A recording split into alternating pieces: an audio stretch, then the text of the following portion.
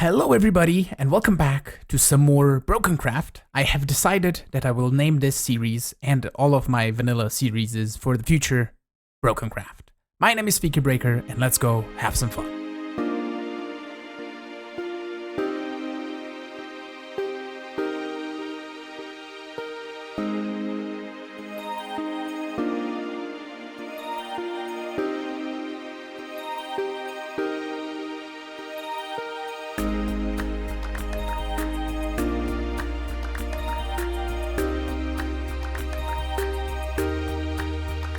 With every time-lapse, we get closer and closer to having this fully complete, and there are only a few things that we need to add to make this farm functional, and then a whole lot of other things to add to make it look pretty. So over here, we have the collection system, and I have a lever, wonderful. So if I power this, it's gonna power all of the repeaters, which means that all of the rails down here are gonna be powered, which is gonna make the minecarts go on, off, and on, back and forth.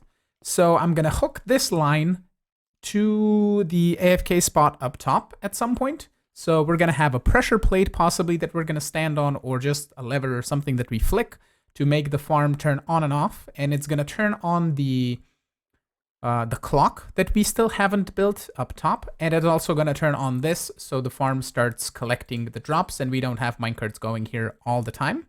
And I need to go add in the minecarts next, but we're gonna add also another powered rail somewhere here in the middle, and I think this is the middle, kind of, almost, not really, but we're gonna add it here, and we're gonna see if that is gonna be enough for the minecarts to go through quickly enough. So what I'm gonna do is we're gonna go underneath here as well and dig a 2 high, gap, or maybe 3 actually. Will be easier. So let's just get over here to the edge just so I can see, like so. Right, and we're gonna add lever levers on the bottoms here on all of these, so the rails will be powered, and then we're gonna put in the minecarts and see if all of this works fine. All of the minecart hoppers are now in, and to show you how this is gonna work is if we power this, all of these will go, and if we then drop some blocks here, that minecart hopper is gonna pick them up, and it's gonna stop here because the rail will get unpowered by the torch, and it's just gonna wait here until it drops all of the items off. As you can see, it's gonna slowly do its thing, and when it's done, it's gonna be sent back on its way again. And it's, oh god. Ooh, I need more powered rails. I thought that one in the middle is going to be enough. Well, I can add a few more, I guess. In between each of the glowstones, I assume should be fine. The magma blocks are now in, and we can now start digging away the area around here to make the farm look actually pretty and amazing. So I'm going to just get started with that. I think we might have to rebuild this at a later date, depending on how much out I go from here or how far of a walkway I want to make here because of these slime blocks. If I can figure out a different system for this, but I would have to move in blocks somehow, then we can possibly hide it underneath. But until then, actually, it could be in it. Yeah, I have an idea. It's simple. We're just going to put pistons or sticky pistons all the way in the line here, and we can power them from below. And we can just push a block over. And that way we can build on this layer up above without having to worry about it moving blocks for us. Yeah, that will be a simple solution. Okay, so I will queue in a huge time lapse probably for this, but I'm gonna go dig out everything. It's gonna take me a bunch of hours, but hopefully we can get it done. Before we start any digging, I realized that we can essentially be storing the items from this farm while we work. So I am gonna add a few chests somewhere in here. I think we can just dig away this a little bit and set up a little bit of a storage system. I'm not gonna filter anything or put anything in shulker boxes for the time being, because I don't know how much we're actually gonna make from the stuff, but I'm gonna be replacing some of these with hoppers. Maybe 1, 2, 3, 4, 5 should be enough, like that. And we can just place in a couple of chests and hoppers and just get items storing. And then we're gonna go up top and set up the clock and start the time lapse. As far as the clock is concerned, we need 7 observers of delay in between each of these layers. So we're gonna do 1, 2, and then we're gonna go 4 like that. So let me get some scaffolding going. Like here, maybe a little bit upward a bit more. There we go. And we need 1, 2, 3, and 4. And then we need to go 1 lower right here, like that. And then a block of sandstone right here. And then we do basically the same thing from here. So we go there, 4 away, 1, 2, 3, and 4. 4 I said, and then 1 down, and a block. And then the same thing from here. So we go all the way down to the bottom layer like that. I am going to have to place in some glass on all of these, so we make them spawn proof. Here, here, here, and there. And that should be good. We just need to fill in the top here as well. Like so. And then I need to figure out where we put the clock, which is just, I think, 4 or so repeaters in a circle, powering a piston with an observer to power the rail, which triggers the entire system. I have the clock here built up. It is just 1, 2, 3, 4, 5, 6 repeaters on full delay with a competitor on subtract mode. And as soon as I trigger this, it's going to power that, which is going to power the piston. And then it's going to go around and power it again and drop the husks. So hopefully this is going to work. So let's see. Oh, they're going. Deathificating. Nice. Okay. I don't have the collection turned on here on the bottom, but we're going to get more and more husks dropping down. So let's go turn on the collection system and see it in action. Boom. Going. Everything's getting picked up. And they're going to make their way back here. Collectificate stuff. And stuff. Yay. Cool. We're getting sand and rotten flesh, and it's going in all the things. Through all the chests. Nice. Sweet. So now I can go and actually dig out the stuff as I said I was going to do.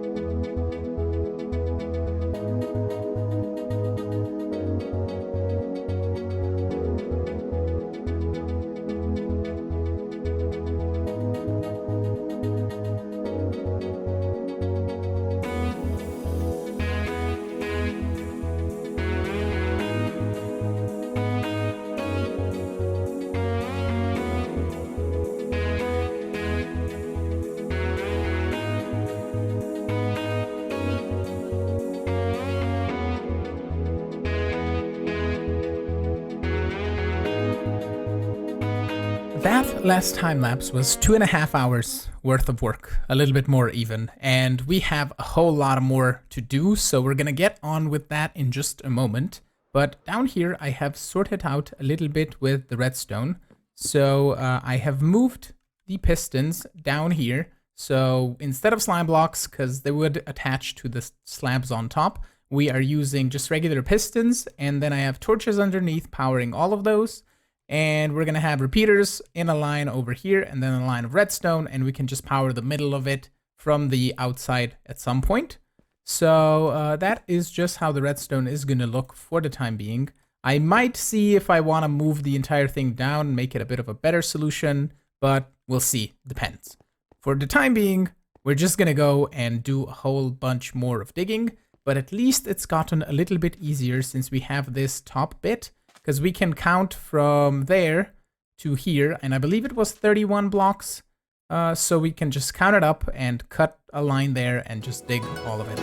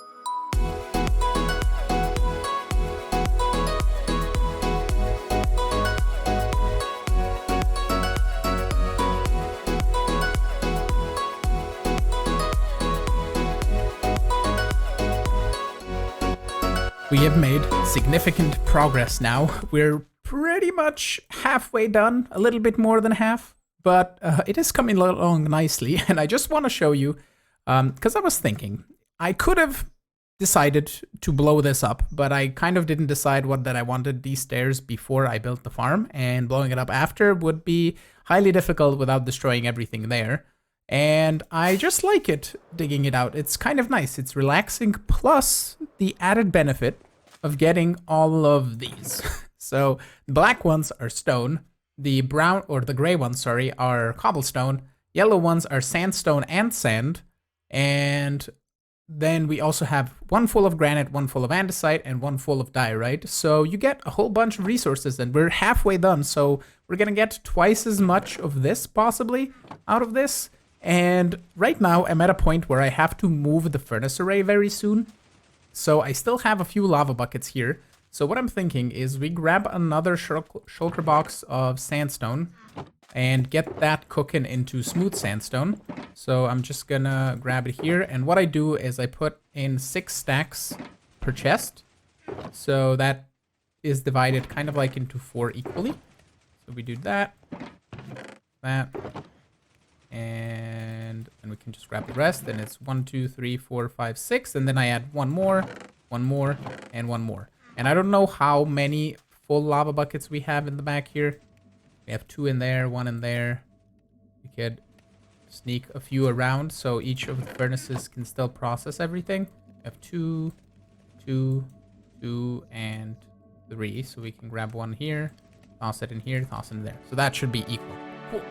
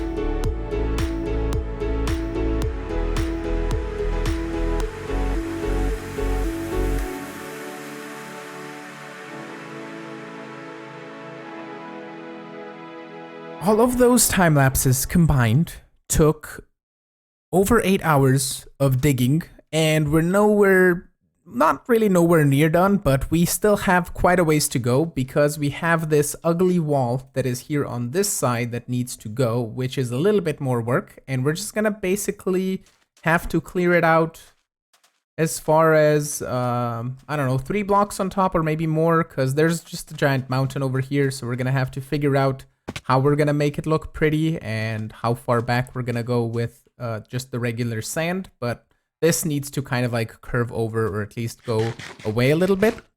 And then I need to go and light up the entire area around here for, I don't know how many blocks. I have a despawn or spawning sphere in a creative world that I could show you, but we're just gonna go and light up a bunch around here. So basically we're kind of like on an island-ish thing, so we can probably just light up this entire thing around the river.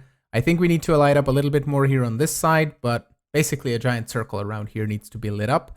I have taken care of the caves though. There wasn't really that much. It was the part with the spider spawner, which is kind of like right underneath here, and then the ravine that is on the other side. That was basically the 2 major things that I needed to light up, so that took like 10 or 15 minutes, which wasn't really a pain at all. So the rest is going to be just like torching the area around here and getting rid of the sand here. So I think I'm going to go do that next so we can actually call this project finished.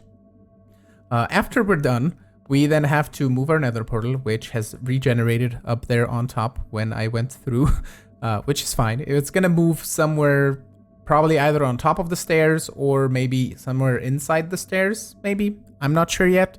And then we also have to figure out where we're going to put the storage. That is also another thing that we need to do, but that will come later. So for the time being, removal of blocks is necessary and torching the area up. And then we can set up an AFK spot up top and actually properly test the farm.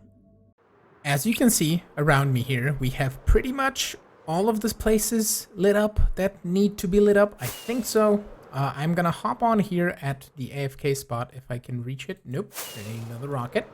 And we're going to see how fast the farm is, because now everything should be cleared up. And I'm also going to see how fast the sand is coming in, because the current storage system is not really going to handle it. So we're going to need to sort that out at some point. I still need to take down the beacons as well, but everything looks like it's okay with mob spawning. I think everything should be cleared. So let's hop on the camera account and check out the farm. As you can see here, the farm is working beautifully. The guys that land with boots or anything armored or feather falling or anything, they just die on the magma blocks after a while, which is lovely. But as you can see, we're getting so many drops. The storage down here is filling up so fast. We already have 2 chests full, 3 chests full. Just me being here for like 5 minutes or so, which is insane. So yeah, that is working beautifully. And the next part that we need to do is the storage. But for this episode, I think it's going to have to wait. We're going to probably just transport the items out somewhere here on maybe one side. And on the other side, we can possibly put a nether portal.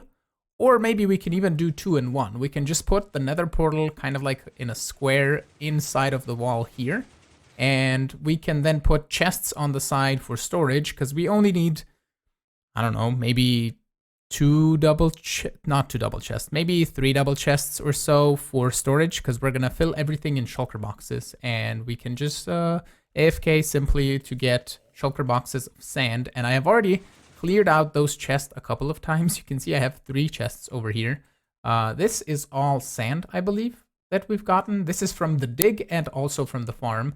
And this is all the sandstone that we have. And here is all the stone, cobble, andesite, granite, diorite, and dirt that we got from this dig, which is incredibly insane. And it's going to be helpful for the future. Like, we never have to worry about getting stone for repeaters for a while, at least, or getting cobblestone for pistons, which is wonderful. I have also added redstone lamps in the floor there to keep it lit up, and we could essentially just get away with putting bottom slabs and we don't need any lighting in the floor, which I'm considering doing because I had to remove the pistons that push in for the minecarts. If you remember those down here, we had those pushing in those blocks. So what this means is we just have the minecarts going all the time, which I think it's fine. But essentially, it means that we don't have an on and off switch for this because of the redstone lamps that we need to power. I could potentially figure out a way where we could sneak in the pistons next to the redstone lamps somehow without powering them, but I think it would be too difficult. And a simple solution to this would be to just add a couple more hoppers downwards. So we then have to figure out a way where we detect it from the hopper, stop the thing, push in the blocks, and it would be a lot more complicated than it needs to be. So I think we're just going to leave it as is. I think it's fine if the minecarts run all the time. If they essentially stop at some point, we can just ender pearl in there, fix it up if need be. But they should generally be fine with loading and unloading chunks. But yeah, this is going to have to be it for today. So I am hoping you enjoyed today's episode. If you did, make sure to hit the like button, and you can also subscribe to see new videos. You can support me on Patreon if you want to play with me here on this server, and I will see you all in the next episode. Have a great one. Bye bye.